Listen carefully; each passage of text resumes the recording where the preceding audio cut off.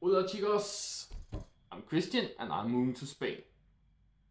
So this video will be about kind of how to apply for a new home in Spain. And well, the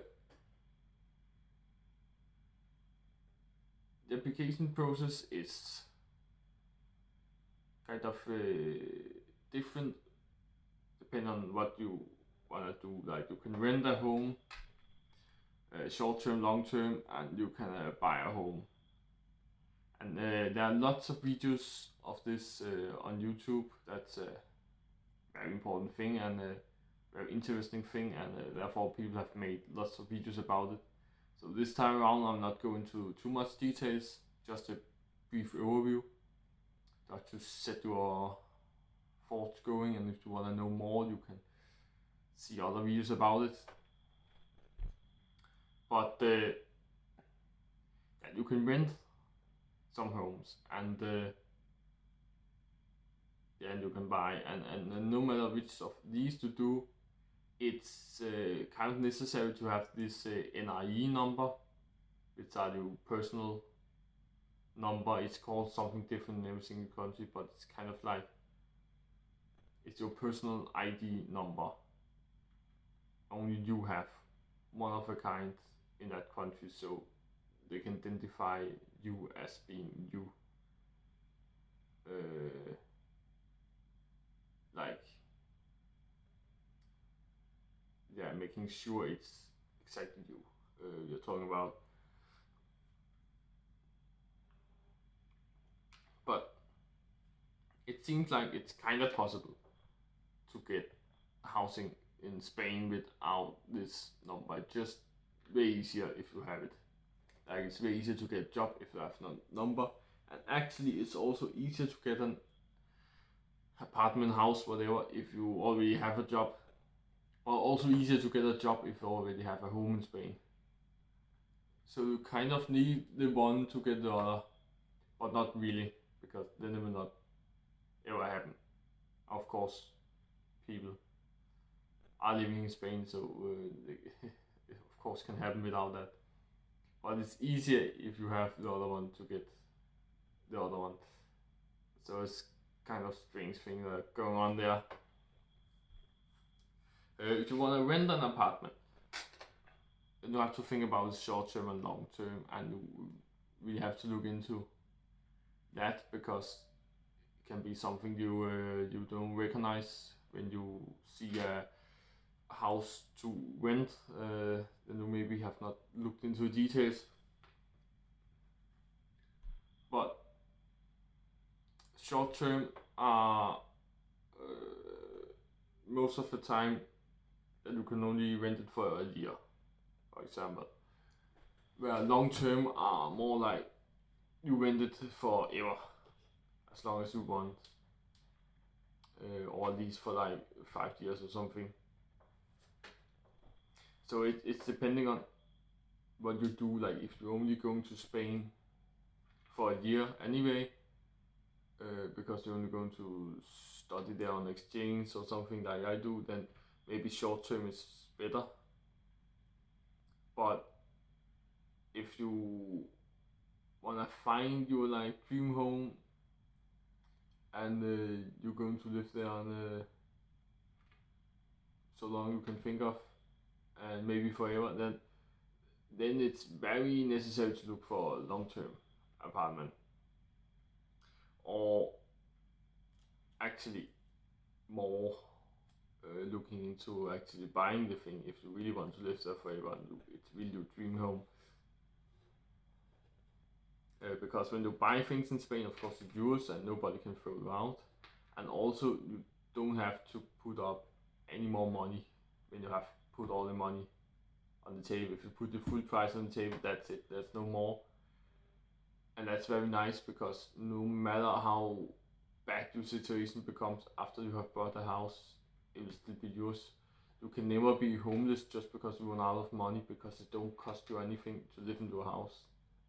And you can have a house you never use, it's just staying empty. So you can have multiple houses, and it doesn't really cost you money to have these houses if you don't renovate them and don't do anything about them. If you just stand there, they just exist. Then there's no problem actually. So that's a thing about Spain where you can feel very rich without being it, without having any money, because of this situation, how it works, how things that yours are actually yours no matter what happens. Uh, and yeah, when you go to buy a home, then you need to fill out a contract. Of course, you already do. It that, that's how it always is. And maybe you have used an agent. There are a lot of agencies, and many housing are finding within agencies. You're looking for housing for sales on agencies listings, and if you find a home there, then you're using that agency and have to pay that. Normally 1 month of rent, and if it's some home you buy, then it's like 1% of the price or something like that. And then there's also other ways to find housing actually. Facebook are getting very popular, so people put their housing up on Facebook, and that is the people actually owning the house that do that. So that means no agency. The people that own the house are selling it directly to you, and that's a thing that legal in Spain. It may be illegal in other countries. Uh, that can be very different, but in Spain at least, it's not illegal. That's a very legal thing to do. So it can be very smart because you probably save some money when you're doing that. It's not necessarily the way you find the cheapest place. It can also be through agency. And the agency are not so bad again. They only want 1 month of rent anyway, or something like 1% of your full pay if you're buying something. So it's not that bad. It's fair money, not that many money. It seems like a fair price for them and the work they do. So that's pretty much fine with me. I don't remember though if it's 1% when you buy things. It just seems like a right amount, because then it's not so much more expensive than if it was renting, and it will not make sense. Or if it was way more expensive than renting, because it's just a one-time pay. So it's not like when you rent and the rent are low, but you still pay more than if you buy a house for full price. In the long run, if you live there multiple years, but you only pay agency once. So when agency find you a apartment for you, you pay 500 euros because the rent are 500 euros. Then, or if you find a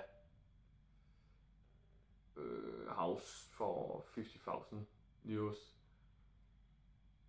then it will seem right if they also just got 500 euros for that, because it not make sense if it was like 20%, for example, was 10,000 euros just for 50,000 euro house, because you can get a 1 million euro house. Should they then get 200,000? Oh, probably not. They'll probably get 10,000, and 10,000 euros are still a lot. So if you buy 1 million apartment, then or house or whatever, then they will probably get a lot of money. But that's also very normally, so that seems kind of correct. So I will guess it's around 1%, but I'm not sure. It's pretty much just a guess. It seems like a correct amount if everything should fit together, unless you get not too much, but also not too little.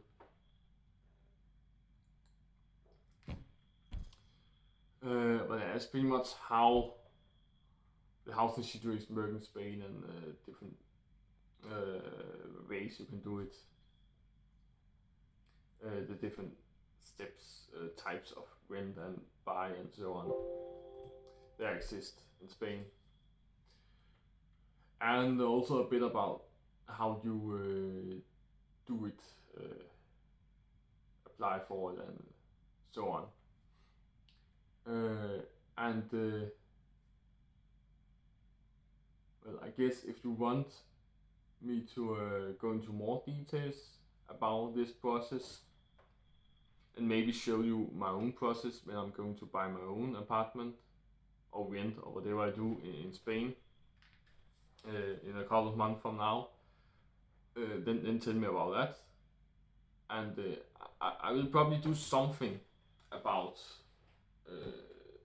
the process when I buy the place I'm gonna live in Madrid quite soon.